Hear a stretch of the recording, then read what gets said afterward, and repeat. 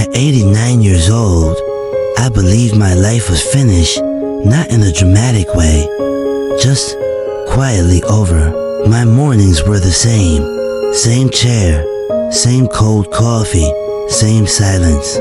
My phone hadn't rung in 3 weeks. Then one afternoon, a letter arrived, no return address, just my name, written slowly, carefully.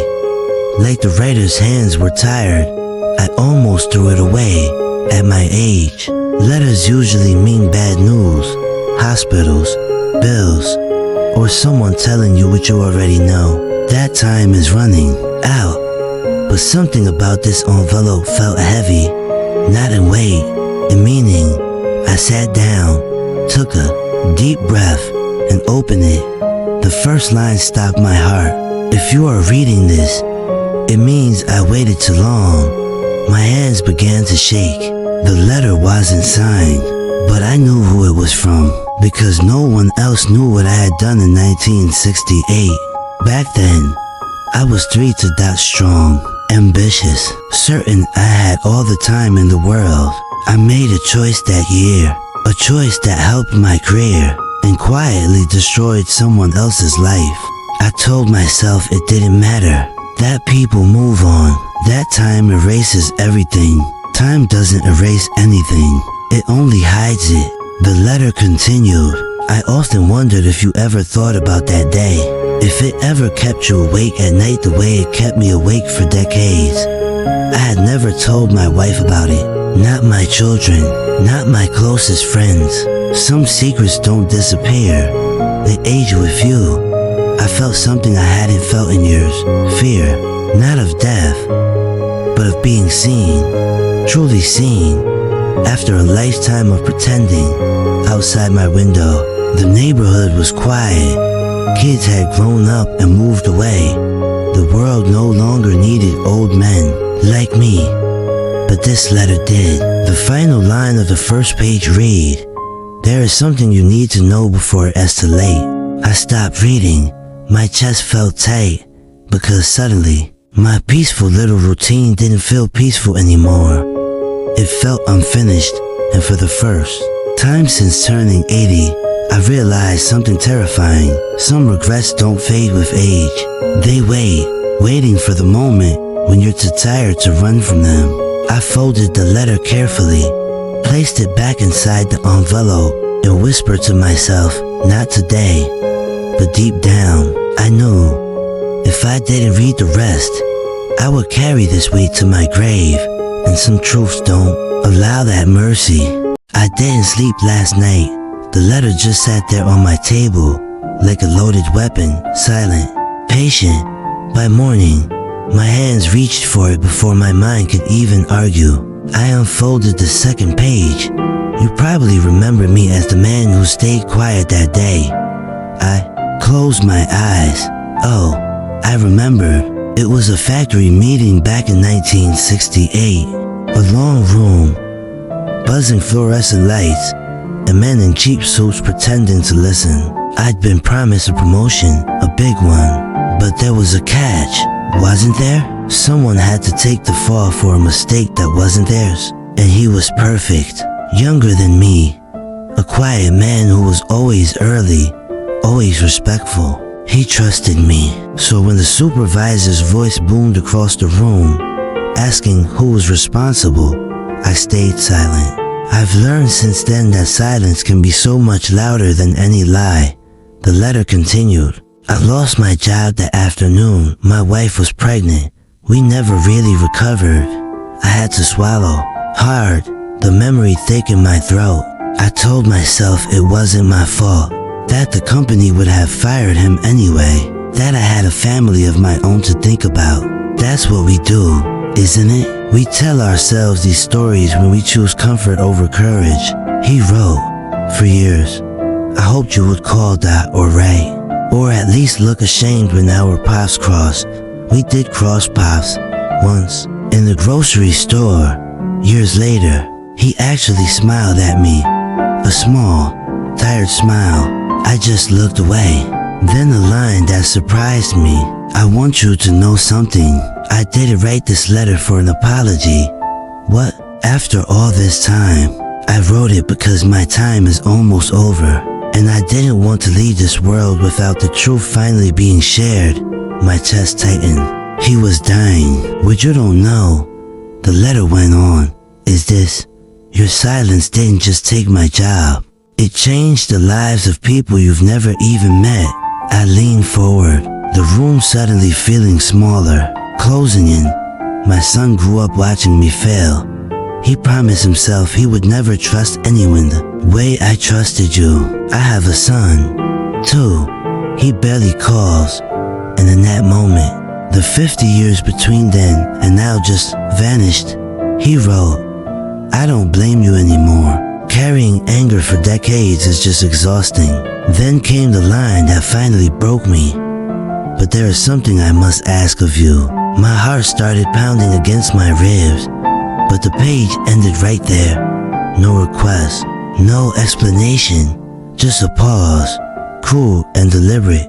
I leaned back in my chair, staring at the wall. For 50 years, I believed that moment in 1968 was small, forgettable.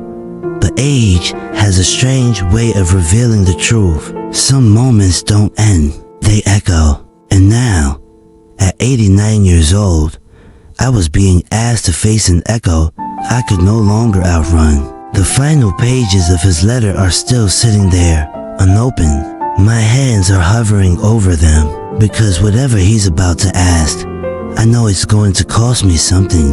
And at my age, the most expensive thing I have left to give is my peace. Thanks for listening. I waited until evening to read the last pages.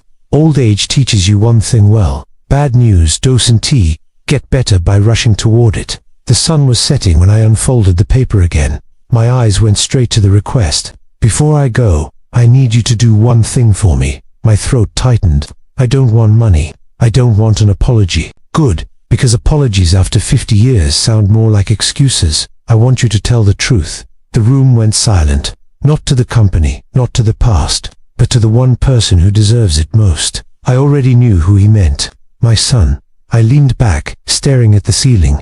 I had spent my entire life avoiding one moment, and now, at 89, I was being asked to walk straight into it. He thinks the world is cruel and unfair because of a weak father. He never knew the real reason. The letter paused, as if the writer himself needed a breath. He deserves to know that his father wasn't weak. Someone else was. That someone was me.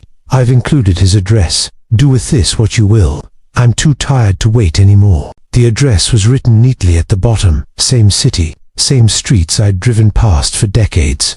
I folded the letter slowly. For years, I told myself I was a good man. I stayed out of trouble. I kept my head down. But goodness isn't measured by what you avoid. It's measured by what you face. My hands shook as I stood up. I walked to the mirror. The man staring back at me looked fragile. Thin skin, tired eyes. But behind those eyes was something I hadn't seen in a long time. Responsibility. I thought about my own son. How he spoke politely, like strangers. How silence had followed me my entire life, growing heavier with age. This was the price of silence. Not prison. Not poverty. Distance. I sat back down and stared at the address again. One knock on a door. One conversation.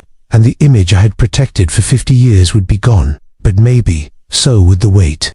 I whispered the question every old person eventually asks. Is it too late to do the right thing? The letter didn't answer, but my chest did. It hurt in a way that felt honest. I picked up my coat. For the first time in decades, I wasn't running from the past. I was driving toward it, and I had no idea whether this final act would destroy what little peace I had left, or finally give me some. I sat in my car for a long time before getting out. The house looked ordinary. White door, small porch, a life happening inside without any idea who was standing outside. My hands trembled as I raised them to knock. I had faced layoffs, funerals, and hospitals, but nothing felt heavier than this door. I knocked once. Footsteps approached. The door opened. A man in his early 60s stood there, gray at the temples, eyes tired in a way I recognized immediately.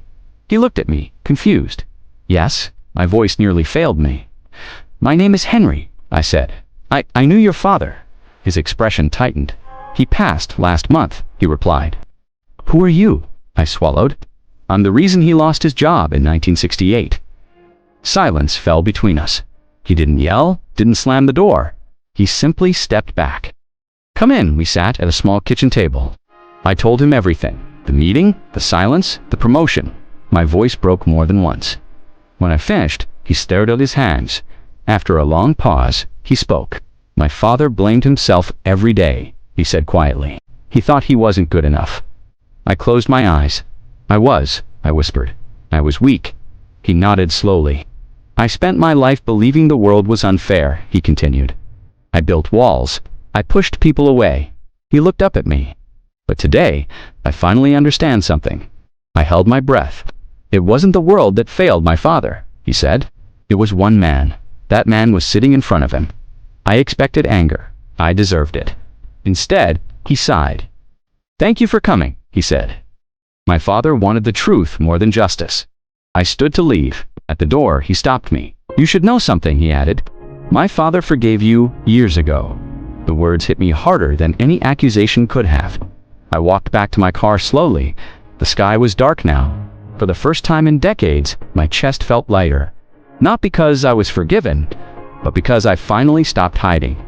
That night, my phone rang. It was my son. Dad, he said awkwardly. I was thinking, maybe we could have dinner sometime.